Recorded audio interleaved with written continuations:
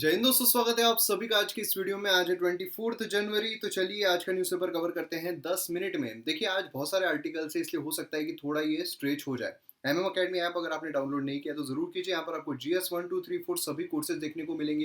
Highest quality content है, lowest price पर, prelims main दोनों ओरिएंटेड है। तो अभी डाउनलोड कीजिए एम अकेडमी ऐप। देखिए आते हैं पहले इस पर। तो यहाँ पर जो भारत रत्न अवार्ड है वो बेसिकली दिया गया है जो भारत के एक्स चीफ मिनिस्टर थे उनको। अब इन्हें जो जननायक है वो भी कहा जाता था। देखिए कई बार आता है पर्सनालिटी बेसिस पर प्रीलिम्स में कि ये किसे कहा जाता था। तो ये आपको पता रहना चाहिए कि ये किसके लिए वर्ड जो है वो यूज किया जाता था। अब आते हैं हम भारत रत्न पर। तो भारत रत्न ये हाईएस्ट सिविलियन अवार्ड है जो हमारे देश में दिया जाता है। देखिए भारत रत्न के बारे में आपको क्या क्या पता रहना चाहिए कि भाई ये क्या है, ये किस किस को दिया जाता है, कौन से क्राइटेरियाज है, कौन सी कमिटी इसको रिकमेंड करती है। देन उसके बाद यहाँ पर जो अवार्ड है वो क्या बंद कर दिए गए थे या कंटिन्यू अभी तक शुरू ही थे। एंड उसी के साथ साथ कुछ कंट्रोवर्सी भी देखेंगे, कुछ मसालेदार कंट्रोवर्सी कि जवाहरलाल नेहरू जो है क्या उन्होंने खुद को ही भारत रत्न दिया था, इंदिरा गांधी ने क्या खुद को ही भारत रत्न दिया था। ये भी चीजें हम डिस्कस करेंगे। तो यहाँ पर भारत रत्न अगर हम देखते हैं तो इंस्टीट्यूट किया गया था 1954 में, सबसे इंपॉर्टेंट चीज। दूसरा, ये किन्हें दिया जाता है तो यहाँ पर डिफ्रेंशिएट नहीं किया जाएगा, डिस्क्रिमिनेट नहीं किया जाएगा on the ground of race, occupation, position या सेक्स। इसके बेसिस पर डिस्क्रिमिनेट नहीं किया जाएगा। ऐसे हर व्यक्ति को मिलेगा जिसने अपनी फील्ड में, ह्यूमन एंटीवेयर में काफी अच्छा एक्सेल किया है। पहले ऐसा था कि भाई ये इसमें कुछ क्राइटेरियाज दिए गए थे, लेकिन सचिन तेंदुलकर जो है वो क्रिकेट में थे और स्पोर्ट्स ऐसा क्राइटेरिया नहीं था। तो ये इंक्लूड करने के लिए, सचिन तेंदुलकर को भारत रत्न देने के लिए इन्होंने ह्यूमन एंडीवेयर कर दिया कि चलो भाई सबको दिया जा सकता है।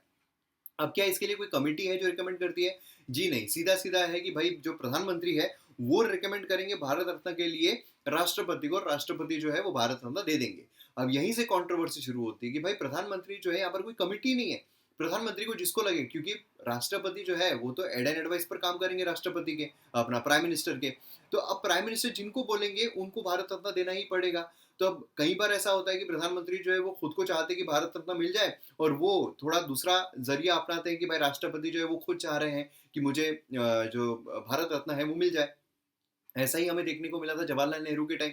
ऐसे ही हमें देखने को मिला था इंदिरा गांधी के टाइम कि जवाहरलाल नेहरू जो है वो किसी बाहर देश में गए थे, बहुत अच्छी वो मीटिंग हुई। जब वापस आए तो जो हमारे राष्ट्रपति थे डॉक्टर राजेंद्र प्रसाद, उन्होंने उनको लेने के लिए गए, मिलने के लिए गए। और फिर उसके बाद दूसरे दिन जो पार्टी थी उसमें अनाउंस करते हैं कि मुझे बहुत बड़ी खुशी हो रही है अनाउंस करते हुए कि जो जवाहरलाल नेहरू है उनको मैं भारत रत्न देना चाहता हूँ। अब ये जो भारत रत्न है वो ये कह रहे हैं कि मैं अनकॉन्स्टिट्यूशनल जा रहा हूँ, मैं अनऑफिशियल तरीके से जा रहा हूँ, क्योंकि प्राइम मिनिस्टर ने मुझे बोलना चाहिए, रिकमेंड करना चाहिए, लेकिन मैं खुद से रिकमेंड कर रहा हूँ कि भारत रत्न जो है वो मैं जवाहरलाल नेहरू को देना चाहता हूँ। तो ऐसी कुछ चीजें। फिर उसके बाद कुछ टाइम के बाद जवाहरलाल नेहरू के द्वारा राजेंद्र प्रसाद को भारत रत्न दिया जाता है, इंदिरा गांधी को राष्ट्रपति देते हैं, फिर कुछ टाइम के बाद वही राष्ट्रपति को इंदिरा गांधी जी देती है भारत रत्न। तो इस तरीके की चीजें भी हमें देखने को मिली है, इसी वजह से कंट्रोवर्सी खड़ी होती है।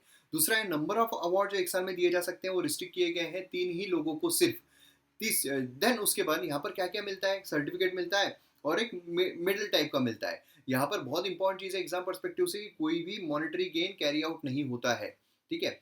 अब एक और केस आया था सुप्रीम कोर्ट में कि भाई यहाँ पर सफिक्स यूज कर सकते हैं क्या, प्रीफिक्स यूज कर सकते हैं कि भारत रत्न सचिन तेंदुलकर, ऐसे यूज करते हैं, कर सकते हैं क्या? सुप्रीम कोर्ट ने कहा ऐसा तो नहीं कर सकते हैं, क्योंकि हमने ऑलरेडी टाइटल्स ड्रॉप कर दिया हमारे कॉन्स्टिट्यूशन में कि टाइटल आप नहीं लगा सकते। लेकिन इतना बड़ा अवार्ड है तो लोगों को पता भी चलना चाहिए। इसके लिए आप कोई भी अगर रेसिपिएंट है उसको अगर आप बुला रहे हो, न्योता दे रहे हो, तो आप ये यूज कर सकते हो awarded Bharat Ratna by president, या फिर recipient of Bharat Ratna award, मतलब Sachin Tendulkar recipient of Bharat Ratna award, ऐसा आप बोल सकते हो। तो ये, लेकिन हालांकि अभी यूज होता है कि भारत रत्न सचिन तेंदुलकर ऐसे कई बार इनविटेशन कार्ड में देखने को मिलता है। इसे सस्पेंड भी किया था 1978 में और 1993 में, की कंट्रोवर्सी अराइज हुई थी इसको लेकर। तो ये चीजें आपको ध्यान में रखनी है। ये क्वेश्चन आया भी था यूपीएससी में कि भाई इसको सस्पेंड किया गया था। दूसरा कंट्रोवर्सी की जो हमने बात की कि भाई पॉलिटिशियन से डोमिनेटेड है, पॉलिटिशियंस, क्योंकि प्राइम मिनिस्टर को करना है तो भाई पॉलिटिशियन से डोमिनेटेड है। नेहरू ने खुद को दिया था, ये भी कंट्रोवर्सी खड़ी होती है। उसी के साथ साथ दूसरी कंट्रोवर्सी है कि अभी तक क्या ऐसा था, मतलब अभी तक मतलब ऐसा एक कंसेंसस था कि जो जिनकी डेथ इंडिपेंडेंस के बाद हुई है उनको दिया जाए। लेकिन ये भी कंसेंसस तोड़ा गया जब मदन मोहन मालवीय जो है उनको दिया गया कि इनकी डेथ इंडिपेंडेंस के पहले हुई थी, उनको भी भारत रत्न दिया गया। अब अगर इंडिपेंडेंस से पहले जिनकी डेथ हुई उनको भारत रत्न देना है तो फिर तो हमारे पास कोई लिमिटेशन ही नहीं है। फिर तो छत्रपति शिवाजी महाराज है, महाराणा प्रताप जी है, इन सभी को आप बाद में देना चाहिए, है ना।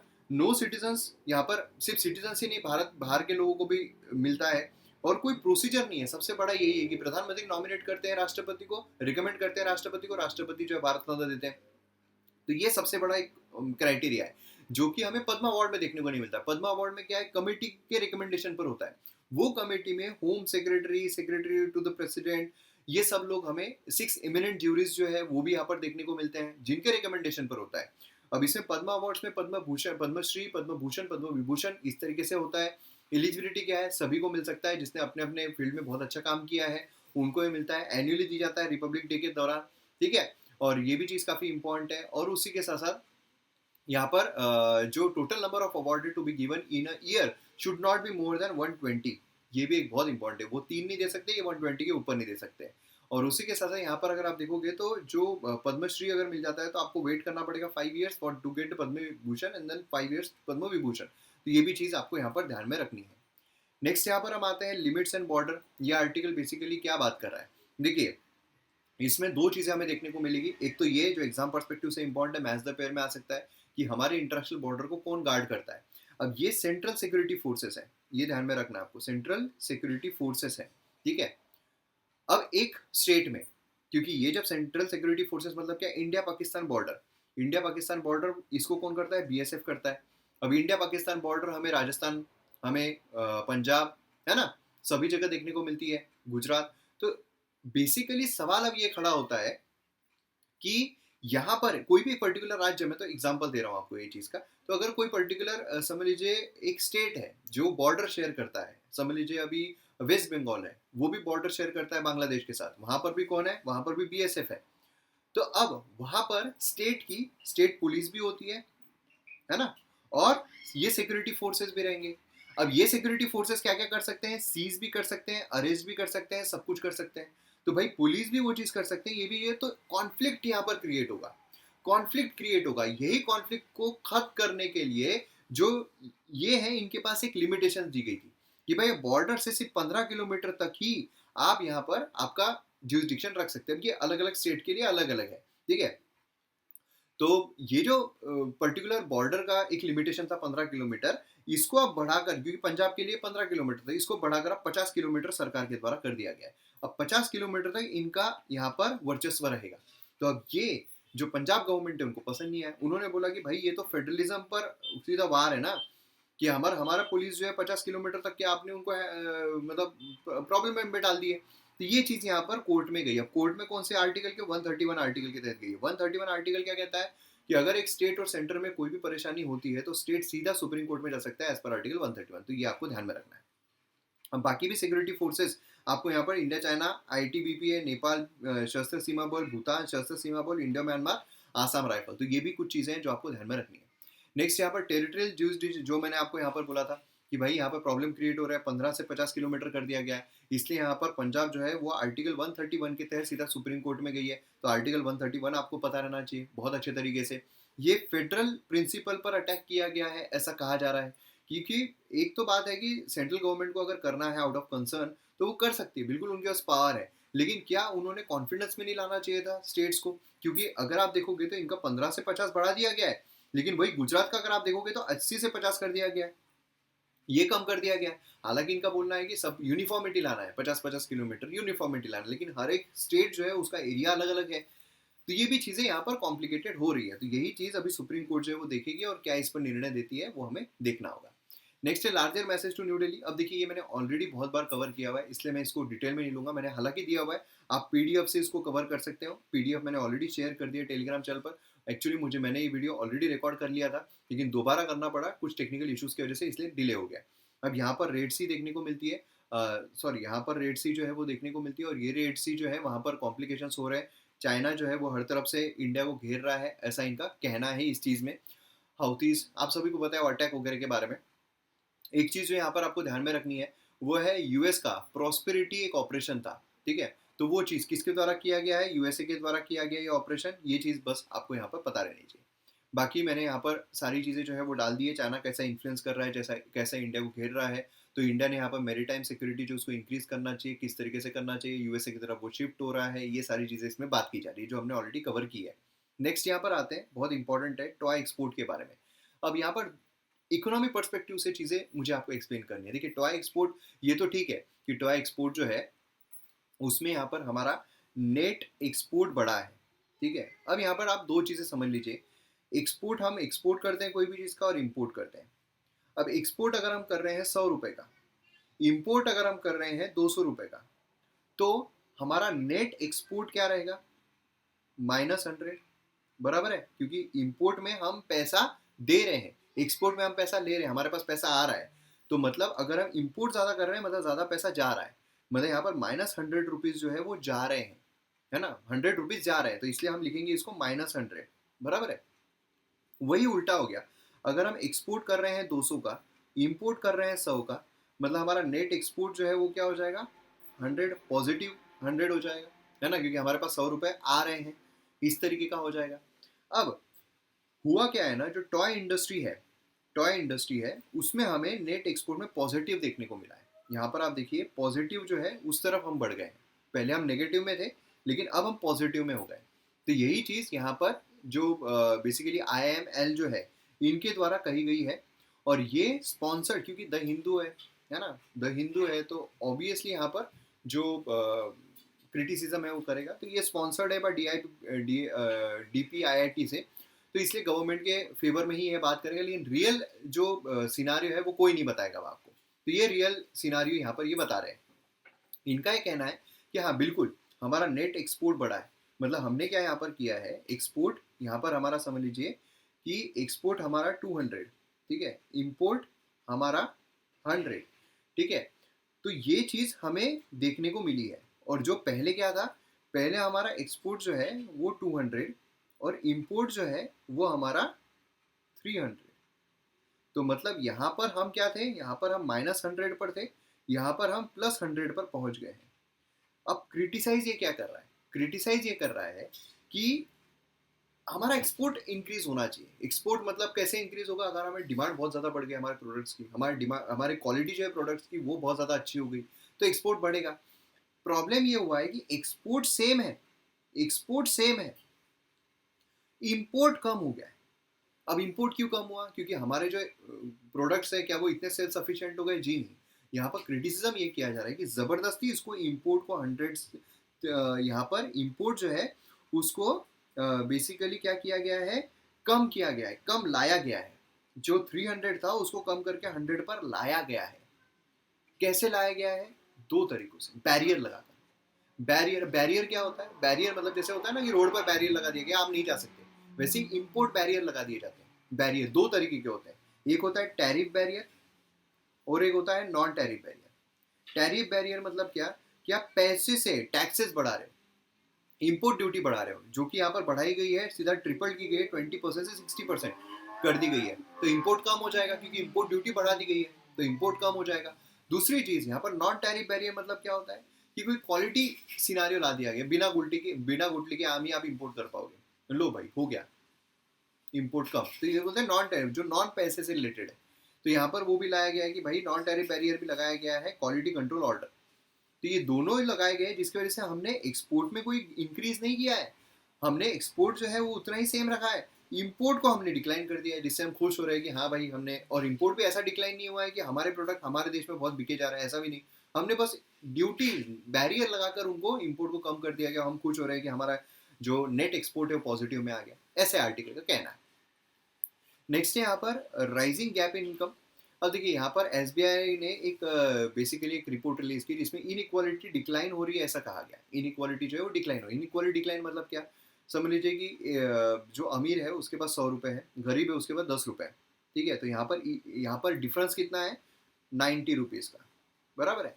अब अमीर के पास 100 रुपये है, जो गरीब है उसके पास 50 रुपये है, तो अब यहाँ पर डिफरेंस कितना है, 50 रुपये का। तो मतलब अब यहाँ पर क्या हुआ है, जो इनइक्वालिटी थी ये पहले 90 की थी, अब 50 की हो गई है, मतलब इनइक्वालिटी कम हुई है। यही चीज़ बोला जा रहा है SBI के द्वारा, इनइक्वालिटी डिक्लाइनिंग हुई है। कैसे मेजर किया जाता है, गिनी कोएफिशिएंट से। गिनी कोएफिशिएंट 0 मतलब परफेक्ट इक्वालिटी एंड 1 मतलब परफेक्ट इनइक्वालिटी। तो अब ये आर्टिकल क्या बात कर रहा है, आर्टिकल बोल रहा है कि भले ही यहाँ पर एसबीआई जो है वो यहाँ पर बोल रहा है कि हाँ भाई हमने यहाँ पर इनइक्वालिटी को कम किया है ना। जैसे यहाँ पर report to have fallen from 0.472 14-15 में टू 0.402 इन 22-23। ये जो कोइफिशिएंट है, कोइफिशिएंट हमको कहाँ पर लाना है, जीरो पर लाना है ना। जीरो पर लाएंगे तभी परफेक्ट इन इक्वालिटी रहेगी, जीरो पर लाएंगे। तो पहले हमारा कितना था, पहले था 0.472, अब इसको कम करके हम लेकर आ गए हैं 0.402, तो ये कम हुआ है, तो इन इक्वालिटी कम हुई है, इक्वालिटी बढ़ी है, ऐसा यहाँ पर बोल रहा है। ठीक है, 15% तक इन इक्वालिटी गिरी है ऐसा बोला है। पर ये जो चीज़ है ये लिमिटेशन पर है, ये टैक्स पेयर्स डेटा ही सिर्फ लिया जा रहा है, जो टैक्स पेयर का डेटा है वही लिया जा रहा है। मतलब जो टैक्स पे कर रहे हैं सिर्फ उनका ही लिया जा रहा है, जो बाकी जो टैक्स पे नहीं कर रहे हैं वो कितना बड़ा चंक है हमारे यहाँ पर, उनकी इनइक्वालिटी कोई नहीं देख रहा है, ऐसा यहाँ पर बोला जा रहा है। और दूसरी चीज़ यहाँ पर बोली गई कि हालांकि लोगों का इनकम बढ़ा है, ठीक है, मतलब जो लोअर था, मतलब यहाँ पर जो हमने एग्जाम्पल लिया था कि जिसका 10 रुपए थे अब उसके 50 रुपए भले ही हो गए हैं, लेकिन ये जिनके 100 थे वो 100 नहीं रहे, वो यहाँ पर 10,000 हो गए। मतलब ये यहाँ पर कम इससे बड़े हैं, ये यहाँ पर बहुत तेजी से बढ़े, जो अपर जो रिच लोग हैं वो बहुत तेजी से बढ़े हैं, और जो गरीब है वो उतनी तेजी से नहीं बढ़े। ये दूसरी चीज बोली गई। तीसरी चीज जो है वो ये बोली गई है कि जो सैलरीड है उनकी इनकम इंक्रीज हुई है, लेकिन जो फ्रीलांसर्स है उनकी इनकम डिक्रीज हुई है, ऐसा यहाँ पर कहा गया है। तो इसलिए जो टैक्स पे कर रहे हैं उसी भूमि का लिया गया है, इसलिए ये जो इनइक्वालिटी कम हुई है इसके बारे में कोई बोल नहीं सकते। हालांकि इनकम दोनों की बढ़ी है, जो गरीब है जो अमीर है दोनों की बढ़ी है, लेकिन जो अमीर है उसकी बहुत तेजी से बढ़ी है, बहुत रफ्तार से बढ़ी है, और जो गरीब है उसकी कम रफ्तार से बढ़ी है। और तीसरा, जो सैलरीड है उसकी इनकम ज़्यादा इंक्रीज हुई है, और जो फ्रीलांसर है उसकी इनकम कम हुई है। ये चीज़ें यहाँ पर हमें देखने को मिल रही है इस आर्टिकल के थ्रू। बाकी आप यहाँ पर अगर आपको पढ़ना है तो आप पढ़ सकते हैं पीडीएफ के थ्रू, पीडीएफ टेलीग्राम पर मिल जाएगी। बहुत इंपॉर्टेंट आर्टिकल है। यहाँ पर एजुकेशन से जेंडर गैप, लड़का और लड़की की यहाँ पर बात हो रही है। ऐसा रिपोर्ट हमने ऑलरेडी डिस्कस किया हुआ है, हमने ऑलरेडी कवर किया हुआ है ना। एनुअल जो रिपोर्ट आई है उसके बारे में कंप्लीट मैंने यहाँ पर इन्फॉर्मेशन अगेन दी, हालांकि मैंने कवर किया हुआ है लेकिन फिर से इन्फॉर्मेशन दे दी है, तो आप यहाँ से और डिटेल में इसको पढ़ सकते हैं। अब हम यहाँ पर जो बात करने वाले हैं वो है जेंडर गैप के बारे में, क्योंकि इसमें सोल्यूशन भी बताया गया है, तो मेंस के लिए काफ़ी इंपॉर्टेंट हो जाता है, प्रीलिम्स के लिए भी ये इंपॉर्टेंट है। अब जेंडर गैप की यहाँ पर बात हो रही है। देखिए, कंपैरिजन हो रहा है लड़का और लड़की के बीच में स्कूलिंग से रिलेटेड। इन्होंने क्या बोला है कि भाई जो नास है, नेशनल अचीवमेंट सर्वे है, उसने भी 22 लाख बच्चों का यहाँ पर एनालिसिस किया है, और कुछ कंडीशंस यहाँ पर हमारे सामने आ रही है। पहली, क्लास 3 एंड क्लास 5 में अगर हम मैथमेटिक्स टेस्ट स्कोर देखते हैं, एवरेज टेस्ट स्कोर देखते हैं, लड़का और लड़की का सेम। आसान शब्दों में, नॉन टेक्निकल इससे, कि लड़के को अगर 50 मार्क मिल रहे हैं, लड़की को भी 50 मार्क मिल रहे हैं। सिंपल सी बात है, तो बहुत अच्छी चीज़ है ना। स्टार्टिंग में क्लास 3 एंड क्लास 5 की यहाँ पर बात की जा रही है। अब भले ही इतना यहाँ पर जो डिफरेंस है वो देखने को नहीं मिल रहा है, लेकिन जब हम स्कूलिंग की बात करते हैं, मतलब समझ लीजिए कि यहाँ पर लड़का जो है वो पहले पहली में ड्रॉप आउट लेता था, लेकिन अब वो पहली में ड्रॉप आउट नहीं ले रहा है, अब वो 8वीं में जाकर ड्रॉप आउट ले रहा है। लेकिन वही लड़की की अगर हम बात करते हैं, अगर वो पहली में ड्रॉप आउट ले रही थी तो वो अब तीसरी या चौथी में जाकर ड्रॉप आउट ले रही है। मतलब कि हालांकि दोनों का यहाँ पर जो स्कूलिंग टाइम है वो इंक्रीज हुआ है, स्कूलिंग टाइम इंक्रीज हुआ है, लेकिन जो गैप है वो अभी भी बहुत ज्यादा है, क्योंकि लड़का अब 8वीं में ड्रॉप आउट ले रहा है, लड़की चौथी में ही ड्रॉप आउट ले रही है। ये चीज यहाँ पर इससे हमें देखने को मिल रही है। मतलब अब यहाँ पर अगर टेक्निकलिटी में जाए तो पास्ट 2 डेकेड्स में year of schooling girls almost tripled. 1.7 था पहले 1990 में, लेकिन अब वो 4.7 हो गया है 2018 में। ट्रिपल्ड हो गया है, मतलब लड़की जो है अब वो ड्रॉप आउट बाद में ले रही है। लेकिन लड़के का अगर हम देखते हैं तो मेल का 4.1 था, वो 8.2 ईयर्स पहुंच गया। ठीक है, समझ रहे हो आप? तो ये चीज यहाँ पर देखने को मिल रही है, तो ये एक प्रॉब्लम है। हालांकि जो जेंडर गैप है ये बताया जा रहा है, यहाँ पर हम जेंडर गैप की बात कर रहे हैं, इंक्रीज दोनों में हुआ है जेंडर गैप। लड़का 8वीं में ड्रॉप आउट ले रहा है, लड़की चौथी में ही ड्रॉप आउट ले रही है आज भी। ये मैं नॉन टेक्निकल इससे बता रहा हूँ, जरूरी नहीं 8वीं या चौथी, मैं ट्रेंड बता रहा हूँ एक समझने के लिए आसान शब्दों में। हालांकि ये अगर आप बाकी कंट्रीज देखो, कुवैत, लीबिया, सऊदी अरेबिया, इनका कम है। समझ लीजिए लड़का अगर चौथी में ड्रॉप आउट ले रहा है, लड़की 5वीं में ड्रॉप आउट ले रही है। तो ये जेंडर गैप कम है इनका, हमारा बहुत ज्यादा गैप है, लड़का 8वीं में ले रहा है, लड़की 4थी में ले रही है, ये गैप बहुत ज्यादा है, तो गैप की हम यहाँ पर बात कर रहे हैं। तीसरा है कि बैरियर जो स्कूलिंग में लगाए जाते हैं, लड़की को एक टाइप कास्ट किया जाता है कि भाई तुमको शादी करके जाना है, तुम क्यों जबरदस्ती का पढ़ाई में ये कर रही हो, तुमने इतना पढ़ लिया बहुत है, लड़के को पढ़ना है, लड़के ने हमको संभालना है।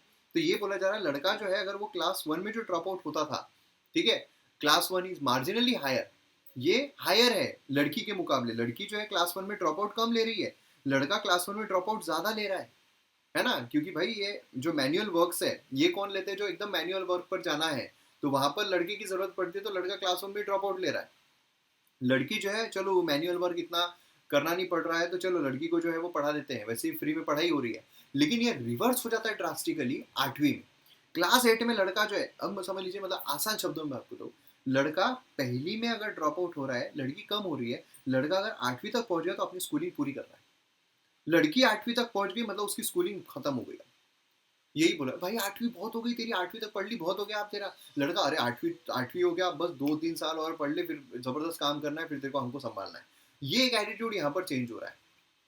तो ये चीज देखने को मिल रही है कि लड़का जो है उसका 8वीं तक पहुंच गया तो फिर उसका ड्रॉप आउट नहीं हो रहा है, लड़की जो है वो 8वीं तक पहुंच गई तो उसका मैक्सिमम ड्रॉप आउट देखने को मिल रहा है। नेक्स्ट यहाँ पर आ रहा है कि जो बेसिकली लड़का है, ठीक है, लड़का है, वो यहाँ पर क्या हो रहा है कि एक मतलब एक जो टाइप कास्ट किया जा रहा है ना, टाइप कास्ट जो किया जा रहा है कि भाई ये लड़की जो है उसको जरूरत नहीं है ये सब पढ़ने की, अब उसको पढ़ाया भी कहाँ जा रहा है, लड़की को उसको पढ़ाया जा रहा है गवर्नमेंट स्कूल्स में, लड़के को प्राइवेट स्कूल में भी पढ़ाया जा रहा है, ये भी गैप हमें देखने को, लड़की को प्राइवेट स्कूलिंग कराई नहीं जा रही है, क्यों, क्योंकि लड़की जो है उसको तो ऑलरेडी दहेज देना है और उसके एजुकेशन में पैसे लगा क्या मतलब है, लड़का जो है अरे बाबा वो तो दहेज लाने भी वाला है, उसको अच्छा शिक्षण देंगे तो दहेज ज्यादा मिलेगा, है ना तो ये चीजें ज्यादा हो रही है, इसकी वजह से प्राइवेट स्कूलिंग में लड़की को डाला जा रहा है, लड़की को नहीं डाला जा रहा, ये एक चीज देखने को मिल रही है।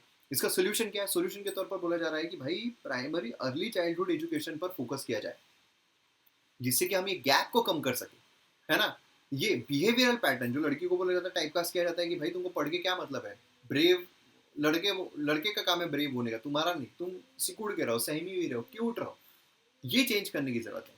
Lack of regulatory framework, inadequate funding, poor quality, no legislation, ये सब अड़थड़ा बन रहे हैं इस गैप के लिए, तो इसको सॉल्व करना जरूरी है। तो ये था आज का हमारा पूरा न्यूज़पेपर, उम्मीद करता अच्छा लगा होगा, शेयर जरूर कीजिए, मिलते हैं अगले वीडियो में, जय हिंद।